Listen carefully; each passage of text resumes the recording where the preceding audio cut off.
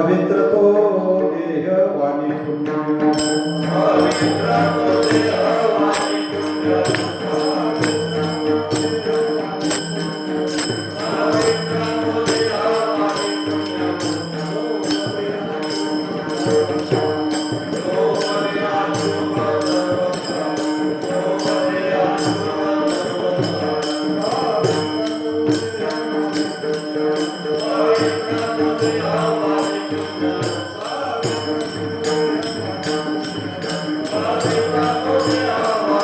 Yeah.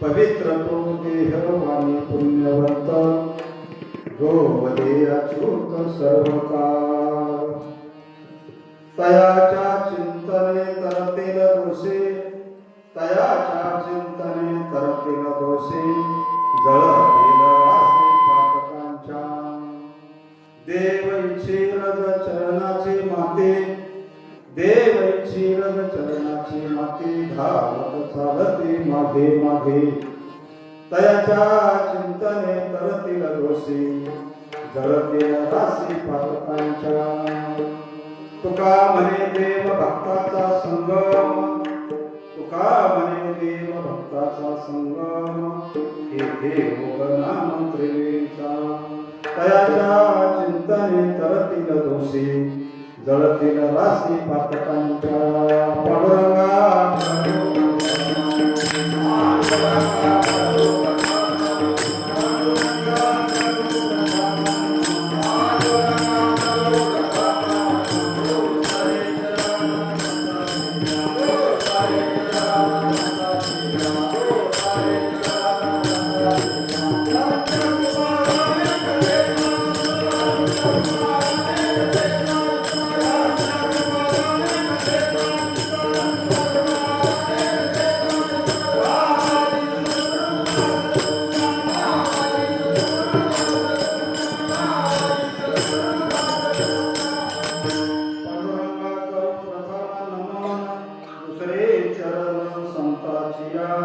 त्याच्या कृपादाने कथेचा विस्तार हो बाबाजी सद्गुरु दास तुकाराम ओम नमो ज्ञानेश्वरा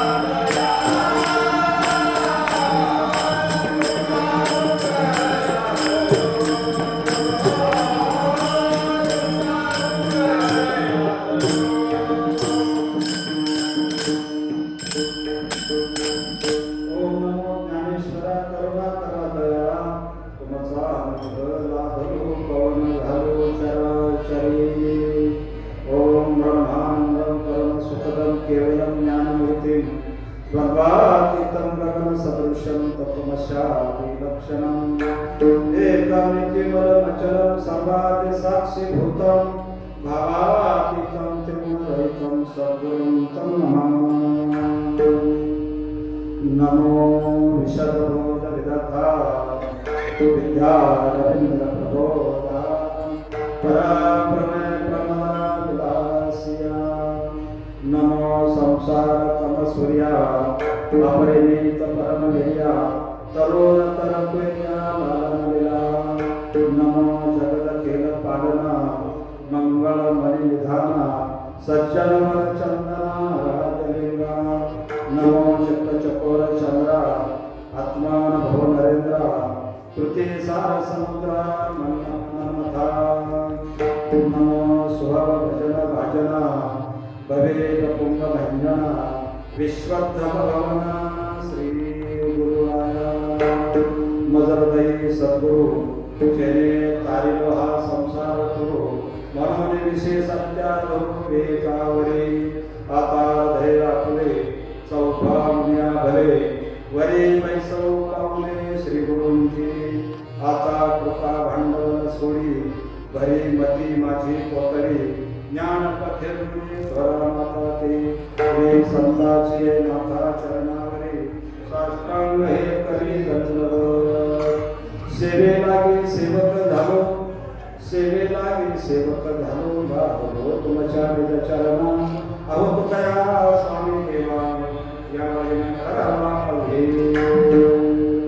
श्री संताची माता चरणावरी साष्टांग हे करी दंडवत वचनायका कमलापते माझे रंगाची विनंती कर तो कथे काही आपण असावे जवळे पवित्र तो देह वाणे पुण्यवंत पवित्र तो देह वाणे पुण्यवंत तो बले अच्युत सर्व काळ अयाच्या चिंतने करतील दोषी जळतील राशी पातकांच्या प्राप्त प्रसंगी प्राप्त समय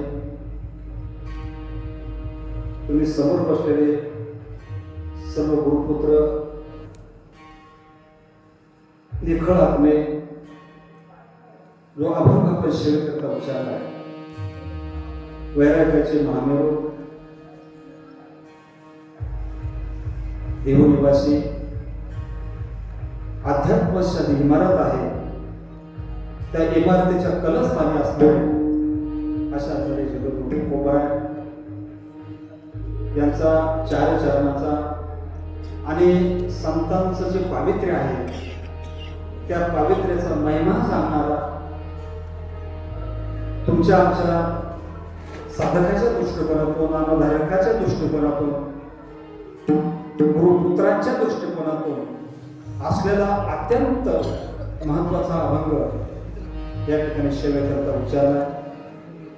सेवेला सुरुवात करण्यापूर्वी थोडा अल्पसा पर्याय देणं गरजेचं असतं. हे वक्त्याचं कर्तव्य आहे. आज या ठिकाणी सर्वांचे हृदयस्थान असणारे सच्चिदानंद दादा यांचं असणारं मासिक पुण्यस्मरण आणि त्या असणाऱ्या मासिक पुण्यस्मरणानिमित्त हा असणारा सत्संग सोहळा आणि त्या निमित्तानं आजची कीर्तन रूपी सेवा करण्याचं भाग्य आमच्यासारख्या पामराला लाभलं हे आम्ही परम असं भाग्य समजतो. का जीवनामध्ये सर्व काय मिळतं, धन मिळत, संपत्ती मिळत, ऐश्वर्य मिळत, सगळं मिळत, पण जीवनामध्ये सत्संग भेटत नाही, साधूची सेवा करण्याचं भाग्य मिळत नाही. आणि म्हणून हे भाग्य आज या ठिकाणी प्राप्त झालं. काल भाऊंनी फोन केला. फोनवर ते मला म्हणले तुमची तब्येत जर साथ नसेल देत तर तुम्ही नका येऊ, परंतु अर्धा क्षण घडता संतांची संगती तेने होय शांती महत पापा या तुकोबाराच्या उक्तीप्रमाणे जीवनामध्ये सत्संग फार महत्वाचा आहे. आणि तो सत्संग आपल्याला होईल, महात्म्यांची आपल्याला भेटी होत्या, साधूचं दर्शन होईल. आणि म्हणून मी त्यांना सांगितलं की मी येतो सेवा करण्याकरता. आणि त्यानुसार मी तुमच्याकडे उभा आहे. जो अभंग आपण सेवा करता उच्चारला आहे अत्यंत महत्वाचा अभंग आहे. संतांच्या किती पावित्र्य आहे ते सांगतात. कारण ज्या साधूला, ज्या संतांना माऊली ज्ञानोबा वर्णन करतात, मने वाचा करणे जयांची भजने देवाची वाणे, ते शरीर जातीय क्षणी देवाची झाले. 9व्या अध्यायामधली ओवी आहे.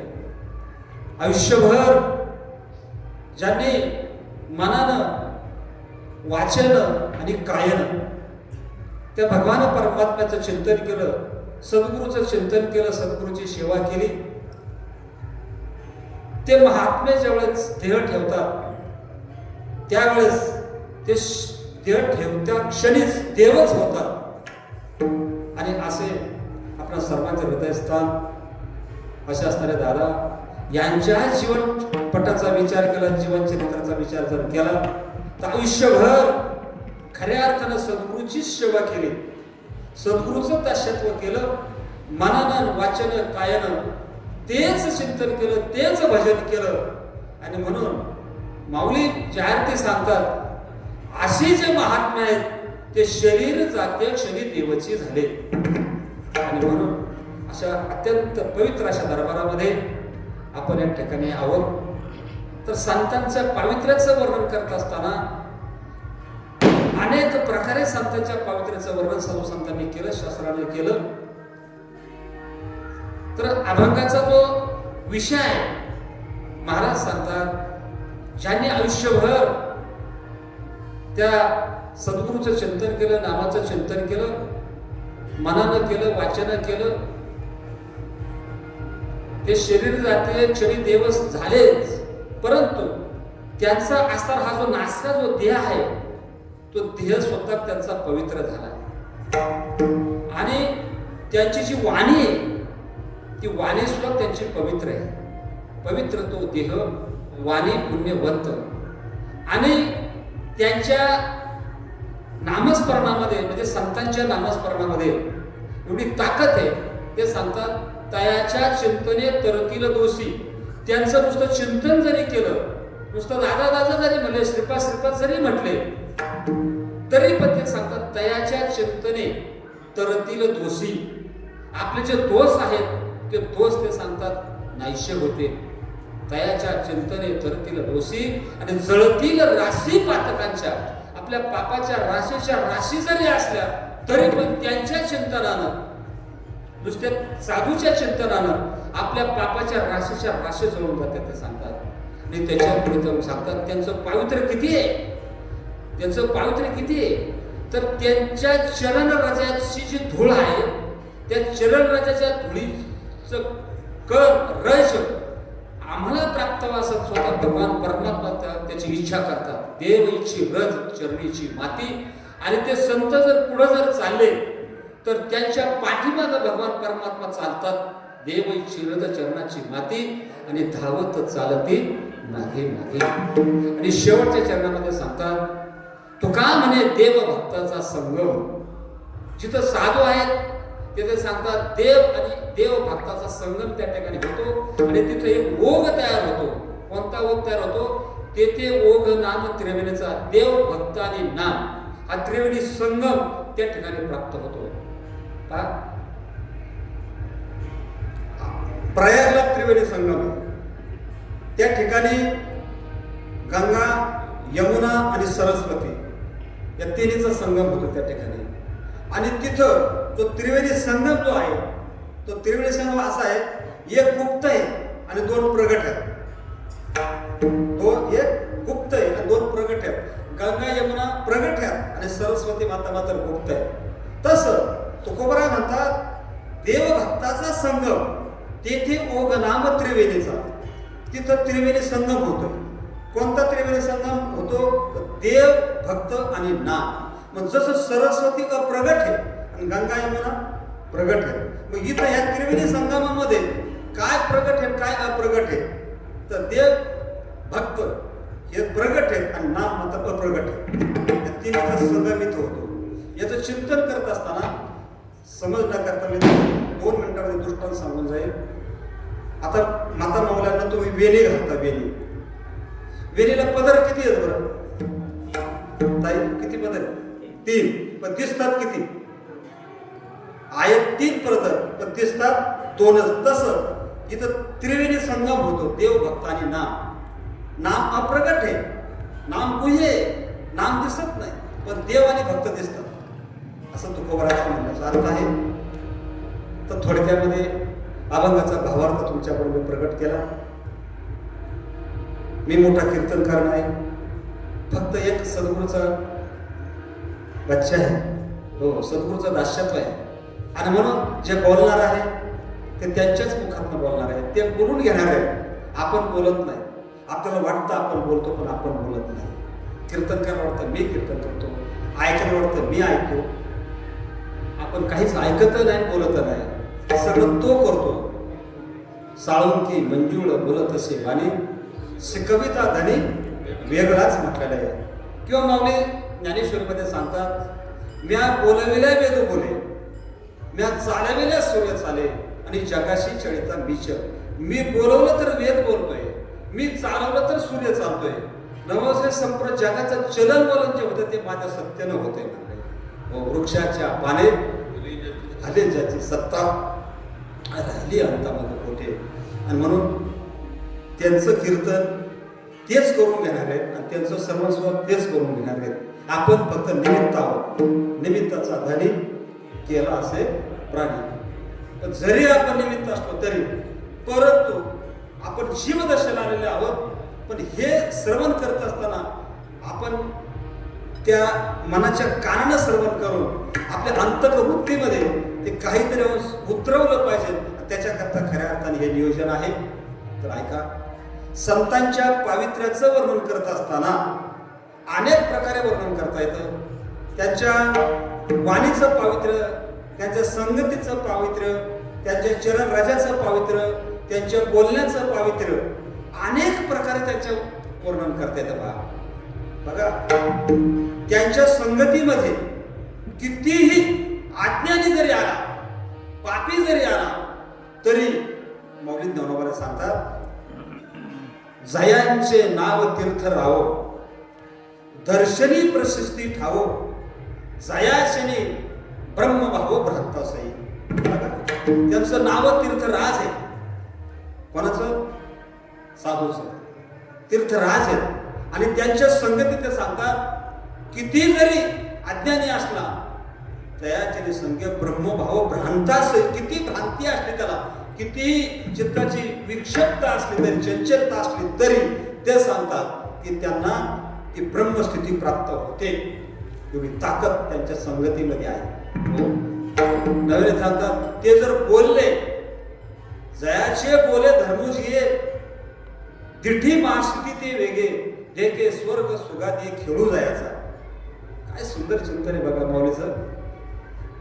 परंतु माफी मागून मी बोलन भाऊ की ही जी मालिका तुम्हाला मला लाभली, हंस ब्रह्म मात्री दत्त नारायण लक्ष्मण बलभीम सखानंद शांताबाई बंडोबा केरोबा बाबा नारायण बाबा माने बाबा दादा, ही जी संत परंपरा तुम्हाला मला लाभली, तर खऱ्या अर्थाने आपण फार भाग्यवान आहोत. आपल्या भाग्याचं वर्णन करता येत नाही. आपल्याला कोणाची निंदा करायची नाही आणि कोणाची स्तुती पण करायची नाही. परंतु आज परमार्थ जिवंत असं साधू संतांनी जो परमार्थ केला, आणि जो परमार्थ खऱ्या अर्थाने तुम्ही आम्हाला करायला सांगितलं, म्हणजे सामान्य जीवाला करायला सांगितला, तो परमार्थ आज जिवंत आहे. तो फक्त आणि फक्त आपल्या मालिकेमध्ये येतो. आणि म्हणून अभिमान वाटतो. तुकोबाराय म्हणतात, याचा धरीन अभिमान करीन आपले जतन. म्हटलेले इतकं आपण खऱ्या अर्थाने भाग्यवान माणसं आहोत. आणि म्हणून मी सुरुवातीला बोलत होतो की जीवनामध्ये सगळं मिळतं पण सत्संग मिळत नाही. सगळं मिळतं पण सत्संग मिळत नाही.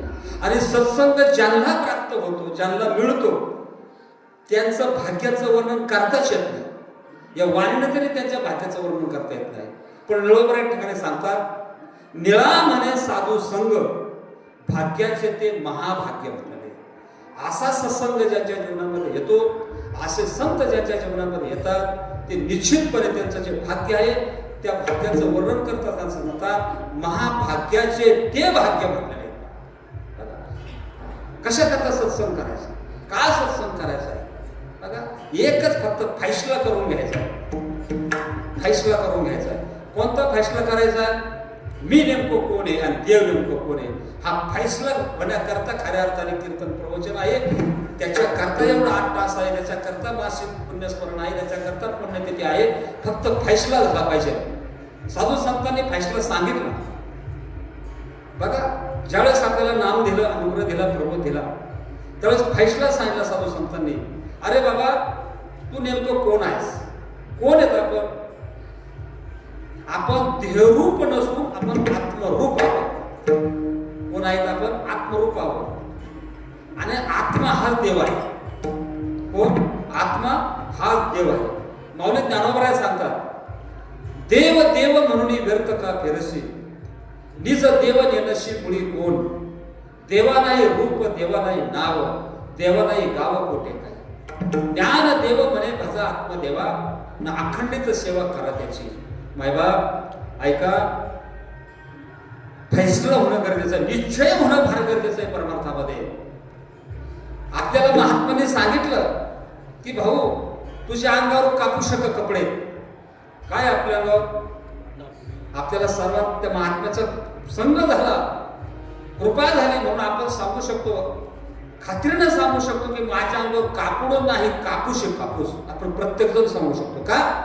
अधिष्ठानाचं ज्ञान साधू संतांना आपल्याला करून दिलं. माऊली ज्ञानोबराने सांगावं, पाहे पा कापसाच्या पोटी काय कापडाच्या होत्या गाठी, वेळी त्यांच्या देखी कापड झाला. नेसणाराच्या समजुतीनं कापडे पण असायला काय कापूस.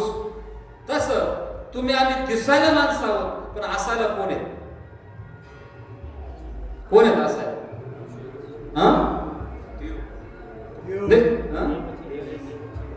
बरोबर, देवच देवच होता आपण. देवची बरे देवची बरे. तुका म्हणे खरे तुम्ही तुम्ही देव आहात. किंवा तुका म्हणे कैसे किव कोठे जीवानी राळा, कोठे जीवानी राळा,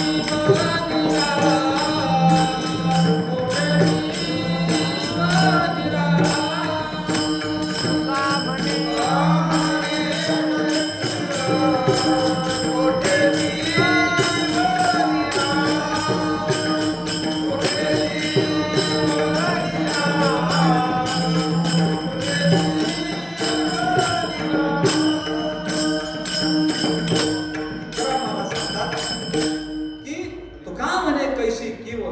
कोठे जीव निराळा. म्हणजे आपण आणि देव याच्यामध्ये बिलकुल फरक नाही, परंतु आपण जीवदशाला आलो.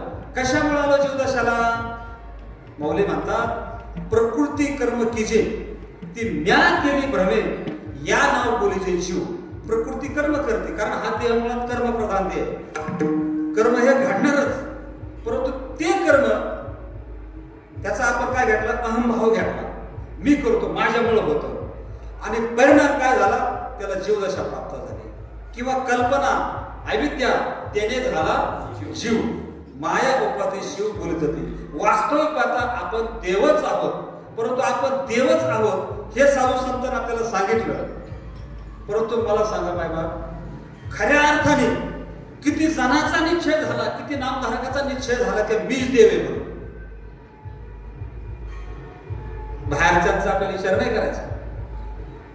किती जणांचा निश्चय झाला मी देव आहे म्हणून. वर हात करा, किती जणांचा निश्चय झाला. मी परीक्षा घेत नाही तुमची, पण निश्चय झाला पाहिजे. झाला भाऊ निश्चय, मी देव आहे. पण निश्चय न झाल्याचा परिणाम या लागी जन कैसे पिसे मज पाहो जाता देशोदेशे, मी जवळीच असे पण ज्याची समजला तो गदगदा असे. जवळी असता जग जीवन का ढांडोळी शिवन. अरे आपल्याच जवळ देव आहे, पण आपल्याच जवळ देव आहे नाही, आपणच देव आहोत पण आपला निश्चय कमी पडला आहे. तो कोबरा दृष्टांत देतात बघा, देही आसोनिया देव वृथा फिरे निर्देव. देव आहे अंतर्यामी, व्यर्थ हिंडे तीर्थक्रामी. नाभी मृगाचे कस्तुरी, व्यर्थ हिंडे वनांतरी. तुका सांगे मूढ जना,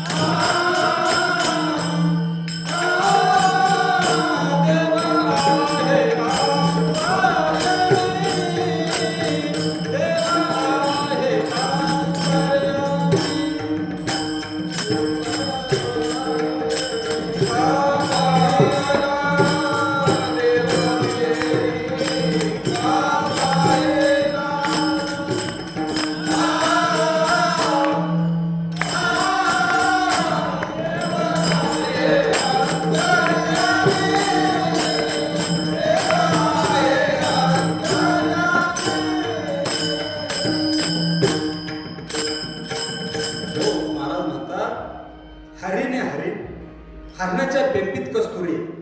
हरणाच्या पुढं कस्तुरी आहे बेंबीत. पण या कस्तुरीचा वास येतोय कुठून म्हणून ते मृग जंगलामध्ये भटकतंय. पळून पळून पळून पळून थकतंय. इतकं थकतं ते त्याला काहीच करता येत नाही. श्वास बंद पडतोय आणि शेवटी प्राण त्याग करते पा. हो, नाभी मृगाची कस्तुरी वेर धेंडे वनांतरी. कबीर महाराज म्हणतात मृग नाभ कस्तुरी बसत है, मृग जंगल भटकत जाय, सबके हृदय में राम बसत है, लेकिन मूर्ख न समजायला पहिले पा. प्रत्येकाच्या जवळ तो आहे. आणि दृष्टांत दिला जसं साखर आहे. साखर कशापासून तयार होते? ऊसापासून तयार होते. साखरेचे मूळ ऊस तैसा ही देवदेश म्हटलेले. आणि म्हणून म्हणतात त्या जीवाला म्हणतात अरे मूळ म्हणजे मूर्ख आपल्या जवळ आहे पण तो का पाहत नाही. आणि ती पाहण्याची रीत, ती पाहण्याची कला या महात्म्याने मला दिली तुम्हाला सांगतो. आणि म्हणून आपण पाहायचंय. ये नरा आत बघ जरा, जीव हा खरा नव्याई माया, तू बुद्धी दर्पणी ब्रह्म रवीची छाया. म्हणून निश्चय फार महत्वाचा. परमार्थ म्हणजे निश्चय फार महत्वाचा. कोण काय म्हणतंय याचा विचार नाही करायचा. आपण जेवतो आपलं पोट भरण्याकरता का जगाचं पोट भरण्याकरता? आपलं पोट भरण्याकरता. काम धंदा कोणाकरता करतो आपण? आपल्या करता का लोक करता? आपल्या करता करतो. परमार्थ करायचा आहे लोक करता का दुसऱ्या करता? कोणी आपल्याला चांगलं म्हणण्याकरता करायचंय, कोणी साधू म्हणण्याकरता करायचंय का कोणी काय म्हणण्याकरता करता? कोणाकरता करता? आपल्या करता करायचं. याच जन्मी ओळखी करा आपल्याला ती ओळख करून घ्यायची. म्हणून माऊली म्हणतात पाहे पा शरीराच्या गावा, जयाला गेले पांडवा, तो कार्या तो आगमा सांगूया. या शरीरूपी गावाला आलो पण कशा करता आलो? कुठून आलो? काय करायचंय ते कशा करता आलो? एकच या जीवाच्या पाठीशी दुःख आहे. कोणतं दुःख आहे? सर्वात मोठं दुःख म्हणजे जन्माला येणं आणि मरण, जन्माला आणि मरण. आणि हे दुःख आपल्याला टाळायचंय. आणि आपलं दुःख टळलंय, जन्म मरण टळलंय हे कळतं. तुम्हाला सांगतो साधकाला कळतं, नामधारकाला कळतं. म्हणून तुकोबराने म्हणावं अमर हा खरे की खोटे पहा. आपण अमरच आहोत. मरत ते शरीर मरत. आणि ज्या सत्तेने शरीर जातं ती सत्ता मरते का? नाही मरत. हो बघा थोडस ज्ञानेश्वरीमध्ये नेतं तुम्हाला.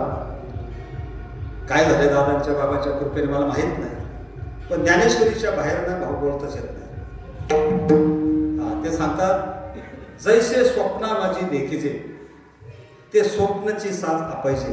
मग जेवण्यात पाहिजे तो काही नाही. आपण झोपतो, झोपल्यानंतर आपल्याला स्वप्न पडतं.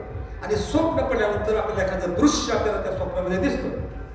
आणि जे दृश्य आपल्याला स्वप्नामध्ये दिसतं पण ते आपल्याला ज्यावेळेस आपण स्वप्नामध्ये असतो त्यावेळेस ते खरं लागतं, आपल्याला खरं वाटतं. बरं, स्वप्न हे जागेपणात का झोपेत?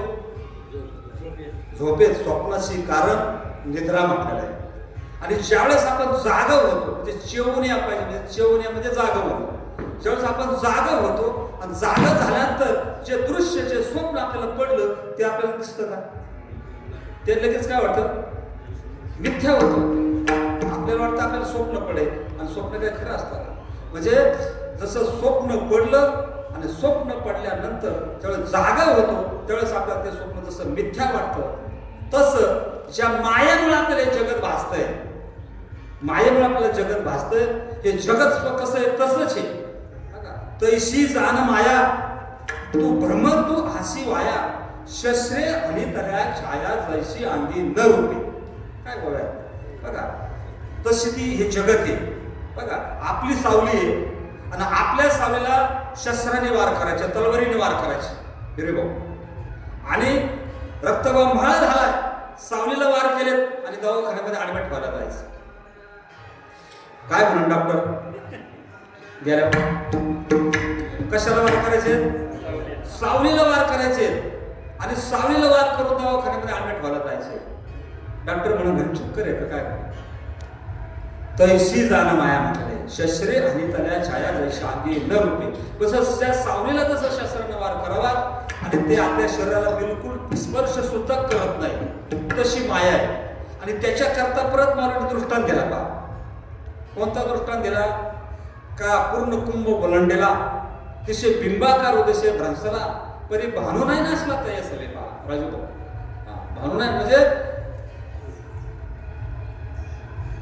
पातेलभर पाणी घ्यायचं आणि अंगणामध्ये ठेवायचं. दुपारच्या 12 वाजल्या आणि 12 वाजल्यानंतर त्या सूर्याचं काय पडतं?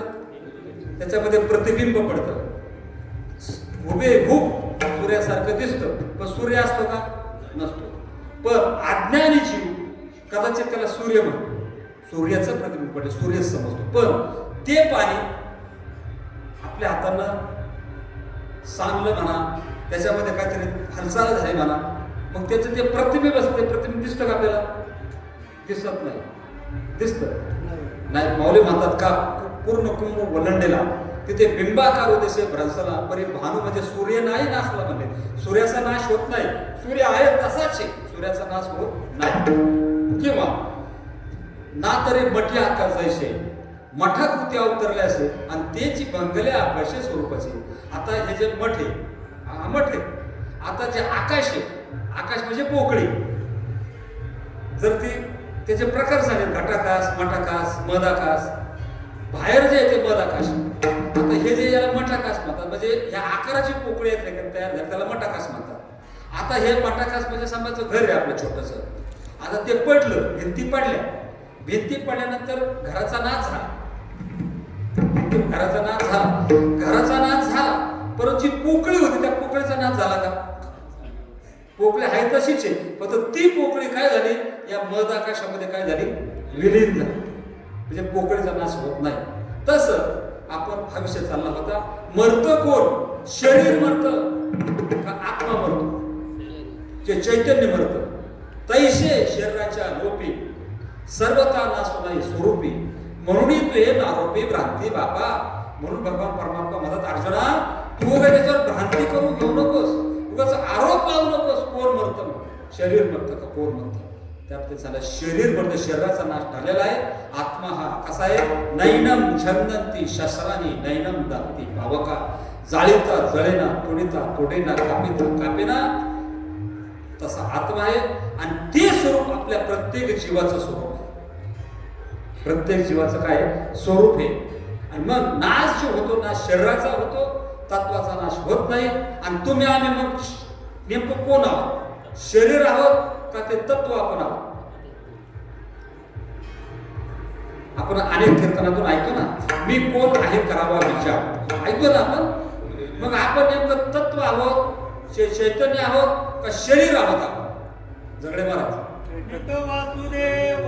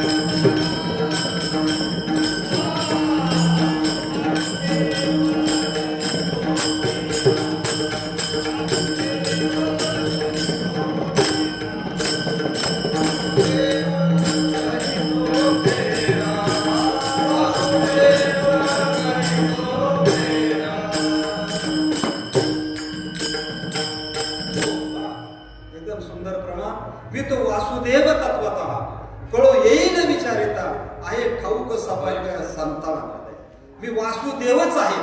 आणि साधूने सांगितलं मी भाऊ तू वासुदेवच आहे, पण निश्चय महत्वाचा आहे. कोणाकडे निश्चय झाला? मी सुरुवातीलाच विचारलं. आपणच देव आहोत, आपणच ते तत्व आहोत. निश्चय किती जणांचा झाला? आणि निश्चय करण्याची ही जागा आहे बरं का. निश्चय करण्याची जागा आहे, इथे निश्चय करायचा. मग माऊली म्हणतात बुद्धी निश्चय आत्मज्ञान ब्रह्मरूपी भावी आपणा आपण आणि ब्रह्म निष्ठा राखे तत्वात्म हरनिश. आणि एकदा का बुद्धीचा निश्चय झाला, अंतःकरण चतुष्ट आहे, मन बुद्धी चित्त आणि अहंकार. मनाचा निश्चय झाला पाहिजे, बुद्धीचा निश्चय झाला पाहिजे. होय जागा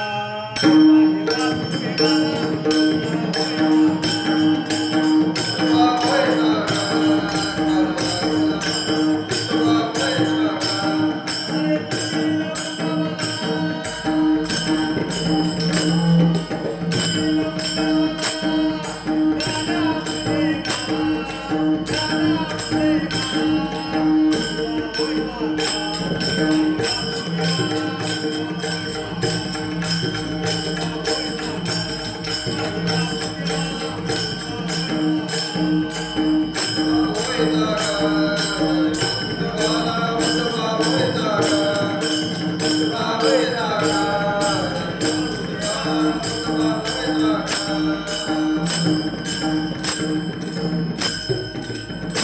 म्हणून आपल्याला खऱ्या अर्थाने संत जागा करतात, जागा व्हायला सांगतात. आपण झोपेत आहोत, खरंच झोपेत येत आपण. मला सांगा, मी तुमच्यासंग बोलतोय, तुम्ही माझ्याकडे पाहताय, आपण जागे आहोत का झोपलेले आहोत? मेजर ज्ञानाच्या ठिकाणी झोपलेले तरी अविद्येच्या निदा विश्व स्वप्नाचा हा धंदा भोगीत होता प्रभुता अनादीचो. अनादी कालापासून आपण त्या अविद्यारूपी स्वप्नात आहोत. पण संत सद्गुरू आपल्या जीवनामध्ये आले आणि त्या संतांनी काय केलं? तो महावाक्याची नावे, गुरुकृपेचे नी धावे, माता हात ठेवले थापटीला जायचं. म्हणजे त्या साधूनं काय केलं? आपल्या महावाक्याचा उपदेश केला. 4 वेद आहेत, 4 वेदात 4 महावाक्य आहेत. आयनात्मा ब्रह्म, प्रज्ञानाम ब्रह्म, तत्वमसी आणि अहम ब्रह्मास्मी. आपल्याला त्या तत्वमसी वाक्याचा बोध केला. तत्वम आसी, ते जगतामध्ये व्यापून असणारं जे ब्रह्म आहे ते तू आहेस. आणि अहम ब्रह्मास्मी म्हणून निश्चय करायचा, मीच ब्रह्म आहे. आणि परत अहम ब्रह्मास्मी निश्चय झाला, ते ब्रह्म मी आहे हा निश्चय झाला. परत तुरीचा वाद करायचा. काय करायचा? कोरीचा वाद करायचा. आणि त्याच्याकरता मौलीने हरिपाठात अभंगच लिहिला आहे. साधुबोधच झाला, नुरोनिया ठेला, ठाईचा मुलाला अनुभव. आणि या अभंगातलं 3रं चरण आहे महाराज. म्हणतोय देव इच्छित अभंगाचं 3रं चरण. कापुराच्या वाती उजळल्या ज्योती, ठाईची समाप्ती झाली जैशी. जेव्हा कापूर जळतो आणि कापूर जळल्यानंतर कापराचा आणि अग्नीचा संबंध येतो. आणि कापराचा आणि अग्नीचा संबंध आला, कापूर बी जळायचा संपतो. आणि कापूर ज्यावेळेस जळायचा संपतो त्यावेळेस कापूर बी शिल्लक राहत नाही आणि अग्नी शिल्लक राहत नाही. राहतो बघा बरं, प्रयोग करू. काय शिल्लक राहतं मग? आता ओवी सांगतो तुम्हाला. जेव्हा कापूर जळो सरे, तयाराम अग्नी पुरे, उभताय पुरे आकाश जेवी. फक्त तो व्यवहार जो घडला, कापूर जाळण्याचा व्यवहार जो घडला, ज्या आकाशाच्या साक्षीने घडला, ते आकाश फक्त शिल्लक राहतं. फक्त दुसरं काय शिल्लक राहत. आणि म्हणून महात्म्यांनी तुम्हाला आम्हाला सांगितलं आणि त्या ठिकाणी आपल्याला निश्चय करायचा. आणि निश्चय झाला त्याचं काम झालं. तुम्हाला सांगतो, तो जगासारख्या वावरताना नजर पडत, व्यवहार जगासारख्या त्यांना नजर पडत, तो त्याच्या असणाऱ्या आत्मानंदामध्ये, आत्मसुखामध्ये तो सदा तल्लीन राहतो. आणि म्हणून त्याचं आत्मसुख घ्या रे, उघडा ज्ञान दृष्टी, यावनेचा होती करू नका. म्हणून या जगताचा विचार केला. ज्या संतांच्या संगतीत आपण आलो, त्या संतांचा जर विचार जर केला थोडक्यामध्ये, या जगाचा विचार केला थोडक्यामध्ये, तर या जगामध्ये काही वंदनीय आहे, काही पूजनीय आहे, काही निंदनीय आहे आणि काही उपेक्षणीय आहे. आता निंदनीय कोण, उपेक्षणीय कोण, पूजनीय कोण आणि वंदनीय कोण? तर पहा, थोडंसं किचकट चिंतन आहे. थोडंसं ब्रह्मविद आणि ब्रह्मविद आहे असे 2 शब्द आले शास्त्रामध्ये. जे ब्रह्मविद आहे म्हणजे आपल्या जवळचं उदाहरण म्हणजे आत्माराम बाबा. ब्रह्मविद, आत्मसाक्षात्कारी पुरुष, ते त्यांच्या आनंदामध्ये तल्लीन आहे. त्यांच्याकडे किती लोक येतात, किती जातात, किती दर्शन घेतात, पैशावर येतात, गरीब येतोय, श्रीमंत येतोय, मंत्री संत्री अनेक जण येतात आणि जातात. पण त्याला त्याचं काय भान घेणं अजिबात नाही. पण जे ब्रह्मविद आहेत ते कसे आहेत माहितीये का? ते एकाच योग्यतेचे, बरं का, एकाच योग्यतेचे. परंतु ते या जगतामध्ये अवतार धारण करतात आणि या जगाचा उद्धार करण्याकरता ते स्वतःचा देह कष्ट देतात. तुम्हाला सांगतो. म्हणून असे जे आहेत ना, हे संत पूजनीय आहेत आणि वंदनीय आहेत. आणि त्यांचं वंदन, त्यांना वंदन कोण कोण करतंय? तुम्ही आम्हीच वंदन करतो अशातला भाग नाही. सगळेच वंदन करतात. कोण कोण वंदन करतं? ब्रह्मादिक जे आहेत ना, ब्रह्मादिक ते स्वतःना वंदन करतात. ब्रह्मादिक त्यांची वंदी पायवली नाचती कीर्तनी त्यांच्या बघा. नामदेव महाराज म्हणतात जे ब्रह्मादिक जे आहेत ना, ब्रह्मादिक सुद्धा त्यांना वंदन करतात. कोण ना? संतांना. नवे नवे मी सांगून गेलो की घरात कायम सांगत असतो मी. त्याने सांगितलं की देव सुद्धा त्यांची पूजा करतो. कोणाची? साधूची, संतांची देवपूजा करतो.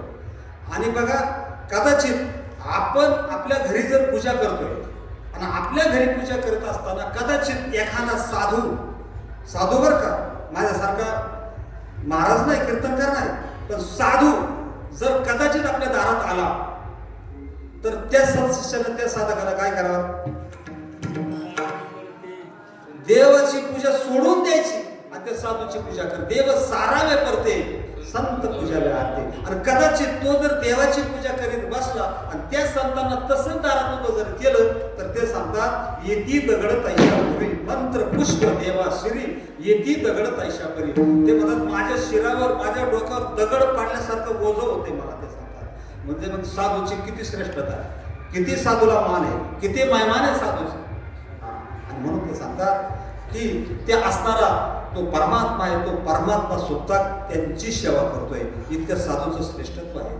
आणखीन काय काय श्रेष्ठ आहे? ते सहज जरी बोलले, सहज एखाद्याला बोलले त्याचं कल्याण झाल्याशिवाय. सहज एखाद्याला बोलले, सहज बोलले, हित उपदेश करून सायास शिकविती. उदाहरण द्यायचं जर झालं बघा, वाल्याकुळ्याचं नाव सर्वांना माहिती. वाल्याकुळे किती पाप करत होता सर्वांना माहिती आहे. कारण एक जर ब्राह्मण मारला तर एक राळ्या एवढा खडा टाकायचा. असे 7 रान जनभर ब्राह्मण मारले असं शास्त्र सांगते. आणि मग किती पाप झालं असं? त्या पापाची गणतीच नाही, इतकं पाप झालं. पण ज्या वेळेस काय भाग्याचा उदय होतो आणि म्हणून एक दिवस नारद महर्षीचं आगमन त्यांच्या जीवनामध्ये झालं. वाल्याचं एकच काम होतं, दिसल त्याला मारायचं, तेवढंच काम होतं. आणि ज्यावेळेस त्याच्या जीवनामध्ये अनेक जण यायचे. आता वाल्या नजर पडला, लोक त्याला घेऊन काय करायचे? पळायचे, मारणा घेणं पळायचे. काही लोक विचार करायचे आता आपण एवढं मरणार आणि तेवढं मरणार म्हणून त्याचा प्रतिकार करायचे, लढायचे, लढून मारायचे. पण नारद महर्षी ज्यावेळेस भेटले त्यावेळेस नारद महर्षी भीत नव्हते, पळत नव्हते, त्यांच्याकडे बघून हसत होते. आणि ज्यावेळेस नारद महर्षी हसताना बघितलं त्यावेळेस मात्र वाल्याला दचकला मारला. अरे आतापर्यंत म्हणजे मी 2च बघितले, एक घेऊन पळणारा आणि एक प्रतिकार करणारा बघितला. पण हे पळत नाही, प्रतिकार करत नाही आणि मला बघून हसतंय. आणि म्हणून सांगा, मृत्यू समय हसणारी माणसं फार थोडे असतात. मृत्यू समय कोण हसतं? मृत्यू समय ज्याच्यावर खऱ्या अर्थाने सद्गुरूची कृपा झाली आणि त्याचा निश्चय झाला मी मरतच नाही, हा निश्चय ज्याचा झाला ती माणसं मारताना हसत असतात. दादांचा अंतकाळ श्रीपाद बाबाचा नाही, पण दादांचा अंतकाळ अनेकांनी बघितला नाही. तुम्ही तर नक्कीच बघितला. मला सांगा, इतकं व्याधी होती, दुःख होतं, पण चेहऱ्यावर तेजच होतं ना. हे कशाचं प्रतीक आहे? याला पुरावा देईन माऊलीचा. आयुष्य ईश्वराकडे निज धावय आपल्या सहज तया नाम तेज अध्यात्म. ते अध्यात्माचं तेज आहे, ते नामस्मरणाचं तेज आहे, ते सद्गुरूच्या सेवेचं तेज असतं तुम्हाला सांगतो. आणि म्हणून एक काम करायचंय साधकांनी, माझ्या सकट काय काम करायचंय? गुरु दाविल्या वाटा एवढी विवेक तीर्थ तटा धोनिया मळकटा बुद्धीचा तेने. काय सुंदर आहे ना. म्हणून श्री गुरूंनी जे वाट दाखवली त्याच वाटेने आपल्याला चालायचं. आणि त्या वाटेने आपण जर चाललो तर मग मला सांग टक्के तयार होतील. मार्ग दावून गेले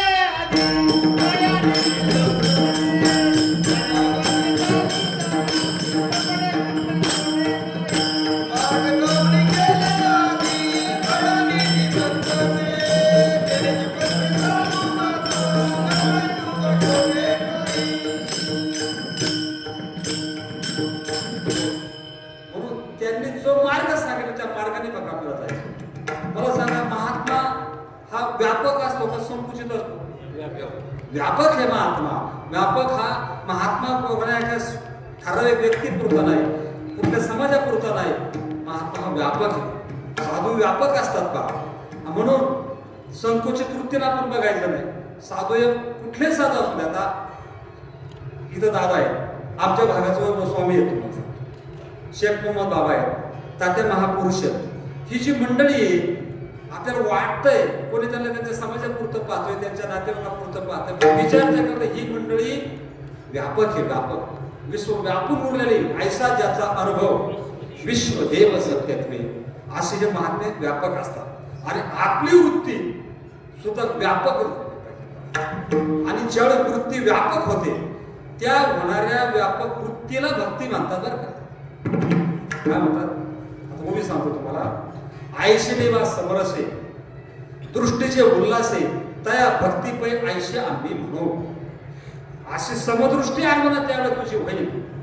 तिथं मग संप्रदाय भेद राहत नाही, व्यक्ती भेद राहत नाही, काल भेद राहत नाही, देश काहीच कसलाच भेद त्या ठिकाणी राहत नाही. हे समजतंय श्री वासुदेव आयसा प्रतिती रसाचा भक्तला भावो म्हणून भक्त माझी राहो ज्ञानिया तुझी. 4 प्रकारचे भक्त सांगितलेत. एक आर्त भक्त, आर्थार्थी भक्त, जिज्ञासू भक्त, ज्ञानी भक्त. आर्तूचे निव्याचे जिज्ञासू जाणावे भजे तिजेनी तेने इच्छेचे अर्थ सिद्धी. मग 4थ्याच्या ठाई काहीच करणे नाही. आर्त भक्त म्हणजे काहीतरी पीडा आहे, काहीतरी रोग आहे, हो, आणि म्हणून तो भक्ती करतोय, म्हणून अनुग्रह घेतोय. असं कितीतरी आहे बरं का आपल्या मालिकेमध्ये. मला एक जण भेटला, मला मी वारीचा नवस केला, मला एवढ्या वाऱ्या करीन आणि एवढं माझं असं होतं. म्हणजे हा आर्त भक्त. पण आर्त भक्त कधी कुठपर्यंत त्याची जी मनोकामना आहे ती मनोकामना एकदा पूर्ण झाली न झाली परत त्याचा काय संबंध. बाबा सांगायचे, अंगाला आला ताप देवा तू माझा बाप, अंग जाग्याला ताप तुझ्या बापाचा माय बाप, परत त्याचा काय संबंध नाही. दुसरा भक्त आहे अर्थार्थी भक्त. अर्थार्थी भक्त, अर्थार्थी त्याला म्हणतात कीर्तन करायचं तरी पैशाचे हेतूनच करायचं, पैसे भेटण्याच्या उद्देशानंच करायचं, अर्थ याच्या उद्देशानंच करायचे. कुठलीही क्रिया करायची तर फक्त अंतःकरणाचा उद्देश तेवढाच, फक्त दुसरं काहीच नाही, फक्त अर्थ. तिसरा भक्त जिज्ञासू भक्त आहे. जिज्ञासू त्याला म्हणतात, इथं तो मात्र अधिकारामध्ये बोलला जातो, जिज्ञासू जाणाव्या लागे भजे. म्हणजे मी नेमकं कोण आहे, देव नेमकं कोण आहे याची जिज्ञासा ज्याने अंतःकरणामध्ये लागलेली आहे त्याला जिज्ञासू भक्त म्हणतात. आणि जिज्ञासू मध्ये परत त्याला तीव्र जिज्ञासू म्हणतात. तीव्र जिज्ञासू त्याला म्हणतात त्याच्या अंतःकरणात सारखी तळमळ आहे. काय तळमळ आहे पाहिजे, काही मी उद्धार पावे, काय कृपा करेल नारायण आयशे सांगा तुम्ही संत म्हणजे काही तो स्वामी भेटेल, काही हे बिरडे फिटेल, माऊली सांगतात. म्हणजे अशी तळमळ आहे. आणि हा अधिकारी भक्त सांगा, जिज्ञासू भक्त अधिकारी भक्त आहे. आणि सगळ्यात ज्ञानी भक्त जो तो अत्यंत भगवंताचा आवडता भक्त आहे. आवडता भक्त का? ज्ञानी भक्त त्याला म्हणतात जन भगवान परमात्म्याचं आणि आपल्या स्वरूपाचं या जगताचं ज्ञान करून जो भक्ती त्याची चालू आहे तो ज्ञानी भक्त. आणि तो ज्ञानी भक्त भगवान परमात्मा म्हणतात तो मला विशेष करून आवडतो. विशेष करून आवडतो. का विशेष करून आवडतो? त्याला पण उदाहरण दिलं माऊलीनं. बघा गाय आहे, गायला दूध काढायचं, दूध काढायचं म्हणत काय जर थोडीशी लाथा मारायला आपण काय करतो, तिला भाला घालतो आणि दूध काढतो. परंतु तिचं जे वासरू आहे, तिचं जे पाडस आहे, त्या पाडसाला बिगर भाल्याचं मनसोक्त दूध ती पिऊन देते. का बरं? ना आपल्याला मात्र भाला घातल्याशिवाय दूध देत नाही. काय कारण असं? ते जे पाडस आहे, तिचं जे वासरू आहे ते त्या गायला अन्याने शरण आहे. कसं आहे? दुसरं तिच्यासारख्या दुसऱ्या गाई सोडा, काही सोडा, पण ती कोणापाशी जाईल? तिच्या आईपाशी जाईल. तसं ज्ञानी भक्त आज्ञान भक्त आहे, तो दुसरं काहीच जाणत नाही. तसं तुम्ही आम्ही आज्ञान भक्त व्हायचे. जे तत्व जे मार्ग तुम्हाला आम्हाला भेटलाय त्याच्याकडे फक्त निश्चय करायचा आणि तेवढा निश्चय झाला की आपण त्या भगवान परमात्म्याचे लाडके होऊ. आणि तसे संत महात्मे आज्ञान उपासक असतात, आज्ञान भक्त असतात. आणि आज्ञान भक्त, आता दादाचं उदाहरण जर बघितलं तुम्ही सगळं सांगता, तुम्हाला सांगतो की ज्या वेळेला दादाने प्रवेश केला भक्ती मार्गामध्ये आणि त्यातल्या त्यात या मार्गामध्ये प्रवेश केल्यानंतर दादाला लांब कशाला पण पारगावमध्ये किती त्रास झाला नाही झाला, पण श्वासलाच नाही, निश्चय ढळून दिला आणि निश्चय ढळून न दिल्याचा परिणाम आज त्या ठिकाणी सिंहासनावर जाऊन बसला तुम्हाला. निश्चयाचे बळ तुका म्हणे त्याची फळ. आणि म्हणून तुम्ही आम्ही सुद्धा त्यांनी आपल्याला सांगून टाकले म्हणून आपण सुद्धा काय करायचं निश्चय करायचा तुम्हाला सांगतो. आणि निश्चय केला मग न पडे उठता कोठे काय. हा साधूचा मायमा आहे, हा संतांचा मायमा आहे. न ते ज्यावेळेस जीवन जगले आणि जीवन झाल्यानंतर त्याचं जे नाशिक शरीर आहे, जे शरीर ज्या टायमाला त्यांनी सोडलं ते शरीर सुद्धा काय झालं त्याचं पवित्र झालं. आणि ते शरीर पवित्र झालं, नुसतं शरीरच पवित्र नाही झालं, ते जे बोलत होते त्यांची वाणी सुद्धा पवित्र झाली. अभंगाचं पहिलं चरण. पवित्र तो देह, पवित्र तो देह, पवित्र तो देह, वाणी पुण्यवान. पवित्र तो देह, पवित्र तो देह, पवित्र तो देह, वाणी पुण्यवान.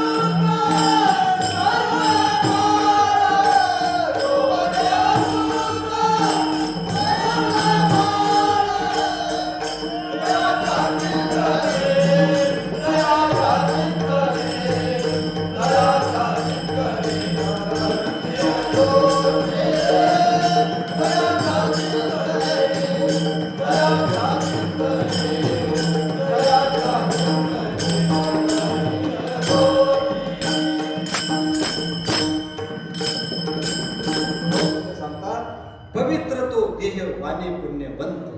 त्याचा देह सुद्धा पवित्र होतो. देह कसा आहे? नासका आहे. शरीर कसं आहे? हे नासक आहे. परंतु तशी भक्ती, तशी गुरुनिष्ठा, तसं नामस्मरण केल्याचा परिणाम ते सांगतात. त्यांचा हा असताना नासका देह सुद्धा पवित्र झाला. पवित्र तो देह. इथं दर्शक सर्वनाम वापरलंय. सगळ्यांचा देह पवित्र नाही, पण ज्यांनी असं जीवन जगले, अशी भक्ती केली, त्यांचा देह, तो देह पवित्र आहे. कोणाचा बी नाही. हा पवित्र तो देह. आणि त्यांची वाणी सुद्धा कशी झाली? पुण्यवान झाली. कशामुळे पुण्यवान झाली? थोडंसं भागवतामध्ये मी येतो तुम्हाला. बघा, भिंगुरटी नावाचा किडा आहे. भिंगुरटी नावाचा किडा. आणि तो किडा एक आळी असते, त्या आळीला पकडते. काय करते? आळीला पकडते. आणि त्या आळीला तिचं घरटं असतं बा, पांढरी सुपारी असते ना, त्या टाईपचं घरटं असतं. बरोबर आहे ना? आणि ती आळी पकडल्यानंतर त्या आळीला त्या घरट्यामध्ये ठेवते. आणि त्या घरट्यामध्ये ठेवल्यानंतर ती भिंगुरटी काय येते? बाहेरून येते आणि त्या आळीला अशी दंश करते. आणि ज्यावेळी ती दंश करते ना, इतक्या मरणप्राय वेदना तिला होतात की काय करावं काय नाही करावं, इतक्या वेदना होतात. पण विलास नाही, कारण तर तिला कोंडलंय आणि ते कोंडल्यानंतर ती विकृती येते, तिला दंश करते आणि मग ती आता येईल मला दंश करीन, ती आता येईल मला दंश करीन म्हणून ती इतकी भयभीत होते आणि भयभीत होते. पण परिणाम असा होतो की तिचा ध्यास घेते. कोणाचा? त्या भिंगुरटीचा ध्यास घेते आणि तिचा ज्यावेळेस ध्यास घेते, परिणाम असा होतो की ती आळी आहे ना, तिला पंख फुटतात आणि त्या आकाशात उडून जाते. भिंगुरटी कीटका ते धरी, ते मरण पाय ध्यान करे. आणि ज्यावेळेस ती ध्यान करते, परिणाम असा होतो तिचं पंख फुटतात. भिंगुरटी कीटका ते धरी म्हणजे ती कीटकाला धरते, तिला दंश करते, पण ती येईल मला दंश करेल. मरण पाय वेदना होता, परिणाम असा होतो तिला पंख फुटतात आणि त्या आकाशात उडून जाते. मग मला सांगा, त्या भ्रमरीनं त्या कीटकाचा जर एवढा ध्यास घेतला तर तिला पंख फुटले आणि ती काय झाली, ते विकृतीचं स्वरूप तिला प्राप्त झालं. भ्रमरीच्या ध्यासे भ्रमरची व्हायची. तिला जर त्या भ्रमरीचा ध्यास घेतला आणि तिला जर त्या भ्रमरीचं स्वरूप प्राप्त झालं, या जीवानं या सत्शिष्यानं जर त्या ब्रह्माचा त्या नामाचा ध्यास जर घेतला तर तो नामरूप ब्रह्मरूप होणार नाही. ब्रह्मरीच्या ध्यासे ब्रह्मरीची व्हायची, कीटकत्व जाय पालटवणे. ब्रह्माच्या ध्यासे ब्रह्मजीव व्हायचे, जीवत्व जाय पालटवणे म्हटलं. साधा कसा चिंतन बरं काय. मग त्याचा स्वतः जीवभाव नाहीसा होईल, देहभाव नाहीसा होईल. आणि याचा का देहभाव नाहीसा झाला, जीवभाव नाहीसा झाला, मग तो झाला देवच. कोण झाला? ब्रह्मच झाला तो. आणि ब्रह्म झाल्यानंतर मग त्याचा देह पवित्र वाणी पुण्यवंत. आणि मग त्यांचं नुसतं जे चिंतन, त्यांच्या नावाचं जरी चिंतन केलं, नुसतं आता आमच्या भागात स्वामी स्वामी जरी म्हटलं, दादा दादा जरी म्हटलं, श्रीपाद श्रीपाद जरी म्हटलं, तरी पण त्या साधकाच्या कितीही कामाच्या राशीच्या राशी जरी असल्या तरी त्या जवळ घात होती. अभंगाचं दुसरं चरण. दयाच्या चित्ताने तरते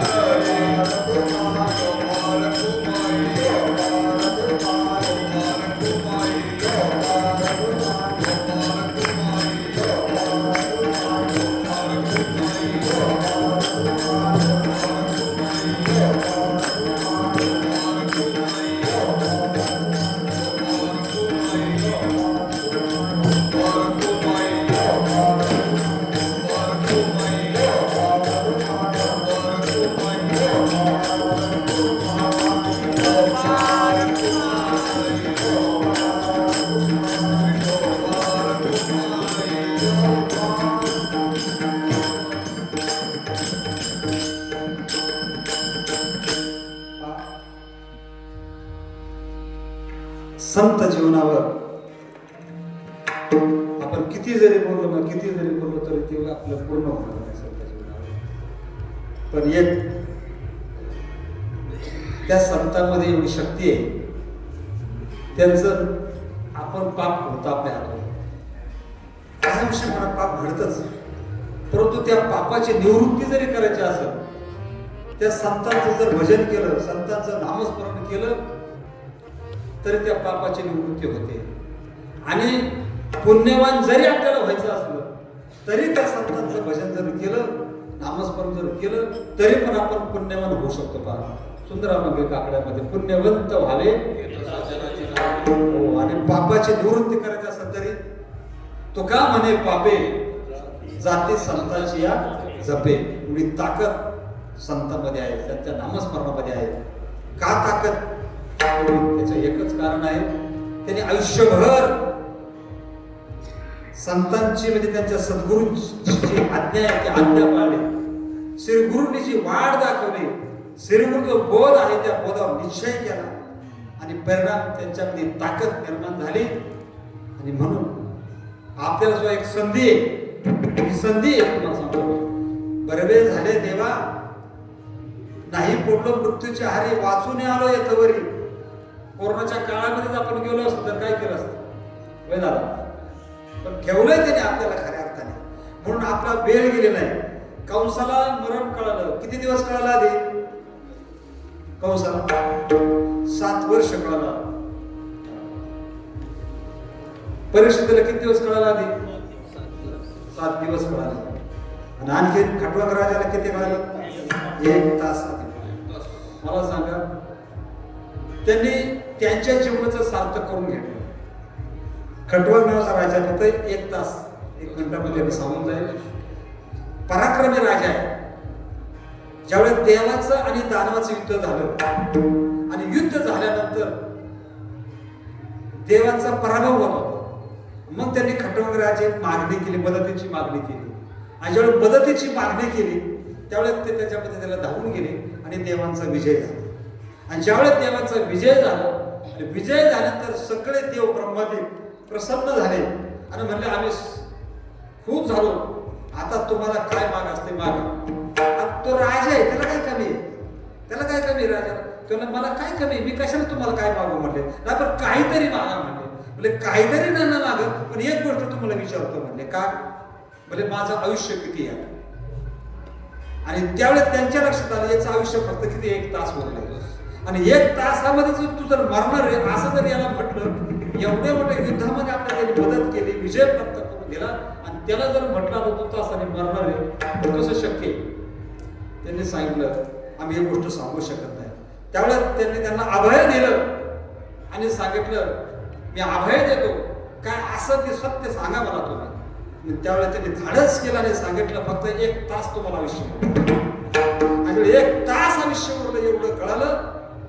त्यावेळे 1 तासाच्या आयुष्यामध्ये जीवनाचं सार्थक करून घेतलं. 1 तास मला खटवांग रायासी भाग्यदशा कशी प्राप्त झाली. मला सांगा, परिस्थिती त्या सर्वांना माहिती. 7 दिवसामध्ये तो सर्प आला, तरुस करणार त्याला ऋषीचा मुलगा शृंग ऋषी त्याला शाप दिला, सगळा इतिहास आपल्याला माहिती आहे. आपल्याला गोष्ट खूप पाहिजे ना, सिद्धांताकडे जायचंय. त्याने जर 7 दिवसामध्ये भागवत श्रवण केलं शुकमुनींच्या मुखातून, आणि 7 दिवसामध्ये सर्वने परिस्थिती तरला भूपती 7 दिवसा माझी मुक्त झाला. मग मला सांगा आपले किती दिवस उरलेत, किती तास उरलेत बरं? आपले भरपूर तास येतात. एवढं त्यावर लवकर कोणी जाऊ शकत नाही. त्यांनी जर 1 तासामध्ये उद्धार करून घेतला मग आपण सुद्धा उद्धार होईल का नाही? निश्चितपणे उद्धार होईल. आपण म्हणतो फक्त मुखी नाम हाती मोक्ष बरं का, पण हे प्रमाण थोडंसं वेगळं आहे बरं का. मुखी नाम हाती मोक्ष, पण निश्चय झाला का? ज्या दिवशी निश्चय होईल मी बद्ध नाही, मी मुक्तच आहे, मी शरीर नाही, मी देवच आहे, मग मुक्त झाला. पण निश्चय नाही तोपर्यंत नाही. म्हणून निश्चय परमार्थामध्ये पाहतो. निष्ठावंत भावे भक्ताचा स्वधर्म निर्धारे वर्म चुकू नये. म्हणून काही नाही करायचं, सोपं आहे, काहीच अवघड नाही. तुम्हाला सांगतो, नलगे तीर्थाचे भ्रमण, नलगे दंडन मुंडन, नलगे पंचांग साधन. काही करण्याची गरज नाही. तुम्हाला सांगतो, तुम्ही 8वा मधुसूदन म्हटलं नाही. त्या भगवान परमात्म्याचं फक्त नामस्मरण करायचं. पुढे जायची गरज नाही, पुढे यायची गरज नाही. नलगे तो कोराडे सांगत नलगती सायासा जावे वनांतरा सुखी येतो घरा नारा. पण आज मला सांगा, जो ज्ञानता आहे, ज्ञानता आणि जाणता याच्यामध्ये फरक आहे नाही. ज्यानं जाणलंय त्याने परत येण्यासारखं करावं का? होय भाऊ, जो ज्ञानता आहे त्याचा ठीक आहे, त्याला माहिती नाही, ज्ञान नाही त्याचं ठीक आहे. पण ज्याला खऱ्या अर्थाने जाणलंय त्याने परत परत अज्ञानात घुसायचं का? आणि तो जर अज्ञानात घुसला त्याच्या पाठ बघायला रे काय होणार आहे? अज्ञानातच जाणार नाही. परत आप तो आप डुबे आणि यजमान लोक उभे डुबे, बाबाच्या भाषा सांगत म्हणतात. पण आपण तर बोलणं आपण तर अनेकांना तारायचं आणि त्याच्याकरता खऱ्या अर्थाने ही योजना आहे आणि त्या रीतीने आपण वाटचाल करायची.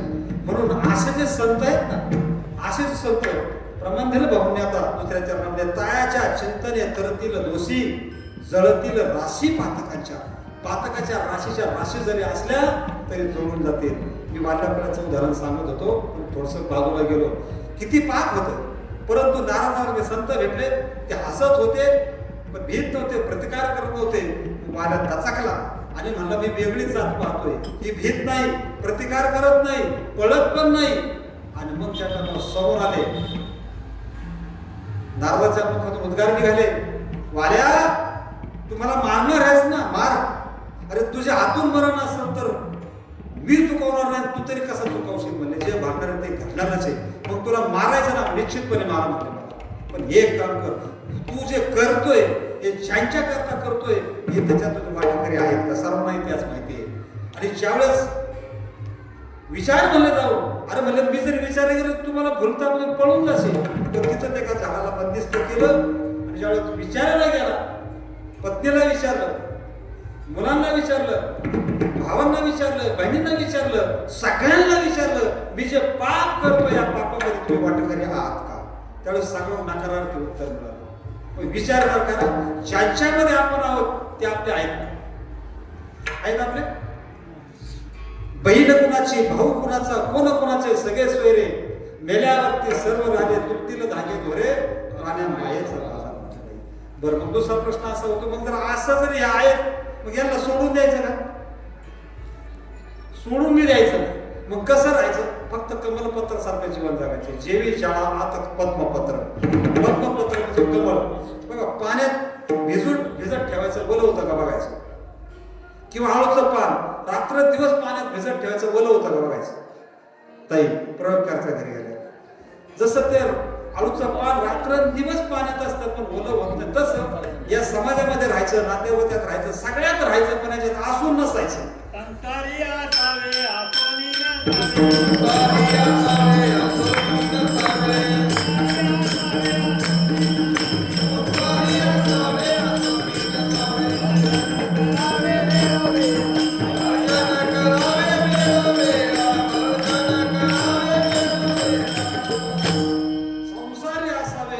नसावे म्हटले. आणि ही कला संतांच्या संगतीला जर आपल्याला शिकायची बरं का, आणि आपला निश्चय करायचा. आणि एकदा काही ही कला प्राप्त झाली ना, त्याच्या जीवनाचं कल्याण झालं पाहिजे. बघा, मी माझं भूषण सांगत नाही, मोठेपणा सांगत नाही. मागच्या महिन्यात मी संजू भाऊला सांगितलं, अक्का मला भेटायला होते, अक्काला पण सांगितलं होतं.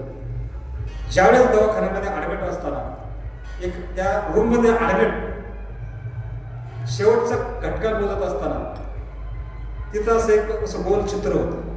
आणि ते गोल चित्र होतं, चित्रच होतं ते, दुसरं चित्र काहीच नव्हतं, चित्रच होतं.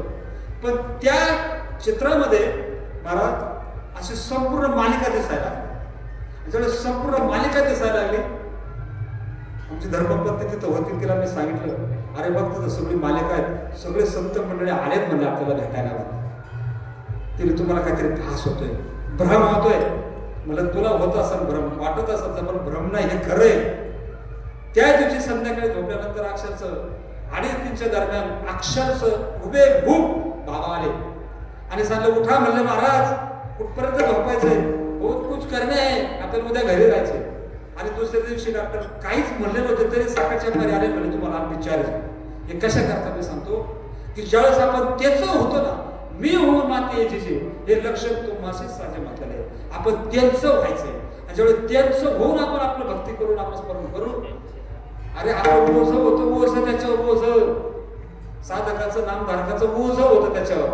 माऊली म्हणतात ते ऋणपण दे कोणी अंगी, आपल्या उत्तीर्णत्वा लागे आणि भक्ताच्या धरून त्याचे परिचय केले. म्हणजे त्या सेवेचं ऋण होतं भगवंतावर आणि ते ऋण फेडण्याकरता स्वतः त्याला त्या साधकाची, त्या नामधारकाची, त्या भक्ताची सेवा करावी लागते. आठवा अध्याय 137 क्रमांकाची ओवी आहे पहा, घरी जाऊन बघा, चिंतन करा. तुम्हाला त्या ओवीचं चिंतन करा.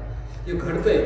आपण म्हणतो निर्माणे गोविंद अशी मागे पुढे काहीच साकडे नाही किंवा आणि माझ्या भक्ता नाही एकही चिंता तयाचे समुद्रत्वात मी सदा.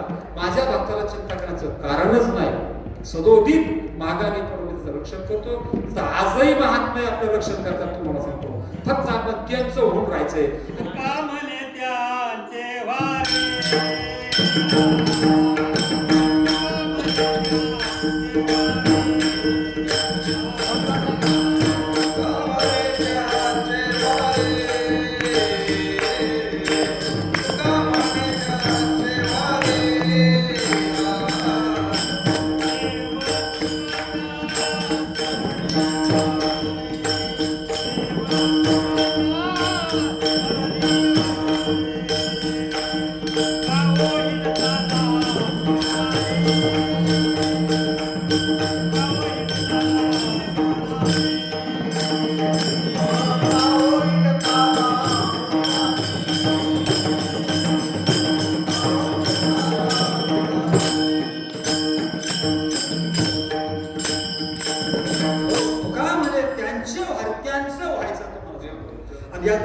झालं ना मग महात्मे त्यांचे झाले आणि त्यांच्या झाल्याचा परिणाम संत पदाला गेला आणि संत पदाला गेल्याचा परिणाम काय झाला की त्याचं उत्तर आलं म्हणजे दुसऱ्या चरणाला येतात.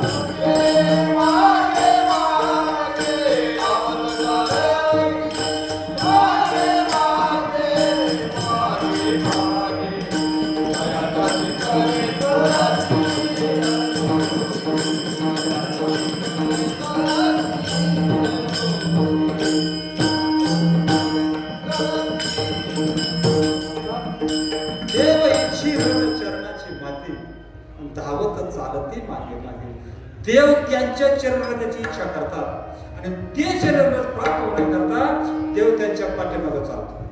कोणाच्या पाठीमागे चालला बरं आतापर्यंत संत होऊन गेले, कोणाच्या पाठीमागे चालले? असं एखादं उदाहरण पुराव्याशिवाय बोलायचं नाही. बाबा म्हणायचा पुरावा काय, कोर्टात गेलं तरी पुरावा. तसं एखाद्या संतांचं उदाहरण असेल ना की त्या संतांच्या पाठीमागे देव चालले म्हणून त्यांच्या चरणाचा रस लागला. कोणाच्या पाठीमागे चालले? नामयाच्या पाठी चाले केशवराज चरणीचे रज लागावे. नामदेव महाराजांच्या पाठीमागे देव चालले त्याच्या चरणाचे रजकन लागण्याकरता. ही ताकद कशामुळे तयार होते? फक्त नामचिंतन तयार होते, सद्गुरू निष्ठेने तयार होते आणि म्हणून त्यांचे सोहळे होतात बरं का. त्यांच्या दिंड्या निघतात, कोणाच्या मामाया बापाच्या दिंड्या निघत नाही, कोणाचे बी सोहळे होत नाही. कितीतरी गेले, मरून गेले, बागद्या लब्ध्या गुरसुंडी सारखे 14 चौकड्या लंकापती तेही गेले भेड्या कात्रीत. आजा मेला, पंजा मेला, बापा बसला गेला, देखत देखत नातू पुंतू तोही तैसा झाला. अनेक केले, कोणाच्या बी दिंड्या नाहीत, कोणाचे मंदिर नाहीत, हो फक्त त्यांचे होतात. ते सांगतात त्यांचा देह पवित्र पवित्र तो देह वाणी पुण्यवंत जो मध्ये अच्युत सर्व काळ तयाच्या चिंतने तरतील दोषी आणि जळतील राशी पातकांच्या देवाची रज चरणाची माती आणि धावत चालत ती मागे वळले एवढी ताकद त्यांना त्याच्यामध्ये निर्माण होती आणि त्याच्याकडे जर सांगत असे संत ज्या ठिकाणी आहेत तिथं त्रिवेणी संगम होतो. आपण त्याचं शेवटचं चरण कमले देव भक्ताचा संग कमले देव भक्ताचा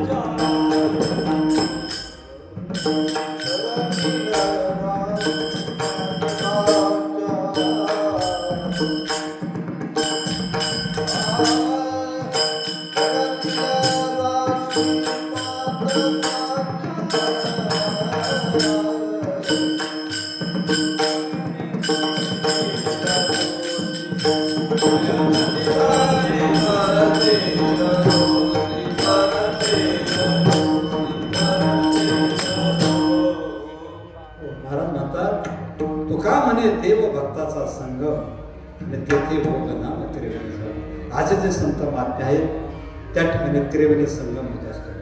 आणि त्रिवेणी संगम कशाला म्हणतात मी प्रस्तावनेमध्ये सांगून गेलो. तसं प्रयागला त्रिवेणी संगम आहे, गंगा यमुना सरस्वती पण एक गुप्त आहे. तसं साधूच्या संगतीमध्ये तिथं त्रिवेणी संगम होतो, देव भक्त आणि नाम. आणि हा त्रिवेणी संगम या ठिकाणी आपल्याला पाहायला मिळतो, अनुभवाला येतो. म्हणून आज या ठिकाणी मासिक पुण्यस्मरण आहे आणि त्या पुण्यस्मरणानिमित्ताची कीर्तन श्रुती सेवा आहे. कोण जाणे मला माहीत नाही, पण अचानक भाऊने मला फोन केला आणि तुम्हा मायबापाचं दर्शन झालं, सेवा करायची संधी मिळाली. मी माझं परम असं भाग्य समजतो. जे योग्य आहे ते दादांचं आहे, साधू संतांचं आहे, महात्म्यांचं आहे. अयोग्य सध्या प्रकृतीचा दोष समान आमचा आम्हाला परत द्या, आम्ही आमचं लगेच घेऊन जाऊ. पण जे योग्य आहे ते साधू संतांचं आहे, त्याचा स्वीकार करा. आणि तुकोबराच्याच भाषेत सांगायचं झालं तर बळे बांधुनी बांधा गाठी हो. म्हणून त्याचं चिंतन करा, मनन करा, निर्ध्यासन करा. आपण श्रवण करतो पण मनन करत नाही, चिंतन करत नाही हो. आणि म्हणून काही गोष्टी आपल्या अंतःकरणापर्यंत हृदयापर्यंत भेटल्या जात नाही. म्हणून ही सवय लावली पाहिजे साधकाने. मनन, निर्ध्यासन या गोष्टी श्रवणाच्या नंतरच्या विषय म्हणून या गोष्टी केल्या पाहिजे. आणि जर केल्या तर निश्चितपणे आपण तिथपर्यंत जाऊ, आपल्या हृदयपटलापर्यंत त्या गोष्टी जाऊन भेटतात. आणि एक दिवस ती स्थिती तुमच्या माझ्या जीवनामध्ये साक्ष राहणार नाही. आणि म्हणून आज या कुटुंबाला बोलवलं, ज्या संतांनी बोलवलं त्या संतांचंच एकदा अभिनय भजन करा. ज्ञानेश्वर